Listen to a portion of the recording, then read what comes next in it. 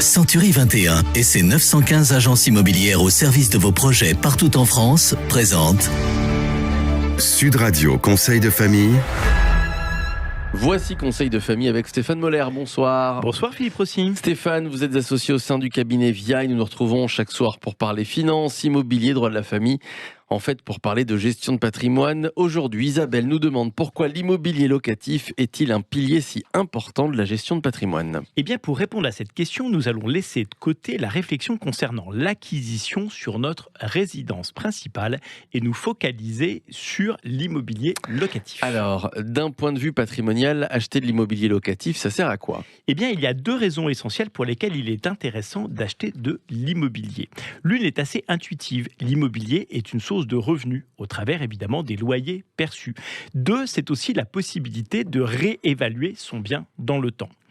L'autre est peut-être moins intuitive, mais l'immobilier locatif est une formidable façon de développer son patrimoine. Alors, insistons maintenant sur ce second aspect. Comment développe-t-on son patrimoine avec de l'immobilier locatif ? Eh bien, on l'a déjà plusieurs fois eu l'occasion de revenir sur cette notion au cours de nos chroniques, mais nous allons développer notre patrimoine en utilisant ce que l'on appelle l'effet de levier du crédit. Et en quoi consiste cet effet de levier du crédit ? Eh bien, quand j'achète de l'immobilier locatif à l'aide d'un emprunt, c'est-à-dire quand la banque me prête de quoi acheter un immobilier que je mets en location, c'est pour une part mon locataire qui m'aide à rembourser les crédits en me payant des loyers.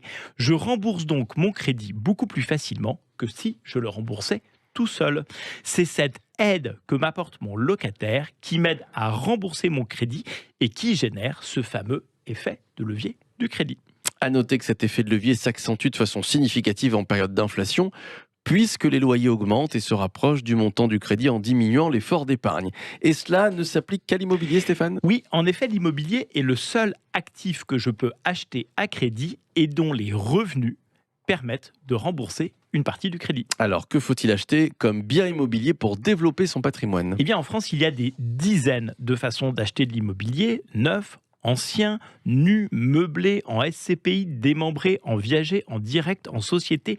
Il n'y a donc pas de réponse toute faite. Cela s'étudie en fonction de la situation de chacun. C'est d'ailleurs l'un des rôles du gestionnaire de patrimoine. Il faut juste essayer de considérer qu'un rendement net fiscal est plus intelligent à prendre en considération qu'un rendement brut. Mais de cela, nous avons aussi déjà parlé. C'est vrai. Merci à vous, Stéphane. J'espère qu'Isabelle aura trouvé sa réponse. Et si, comme elle, eh bien, vous avez des questions, vous pouvez prendre contact avec les équipes de VIA. Conseil de famille à retrouver en podcast sur notre site sudradio.fr. Évidemment, vos questions sur le site de Conseil de famille, conseil avec un s-2-famille.com. C'était Sud Radio Conseil de famille. avec Century 21 et ses 915 agences immobilières au service de vos projets partout en France.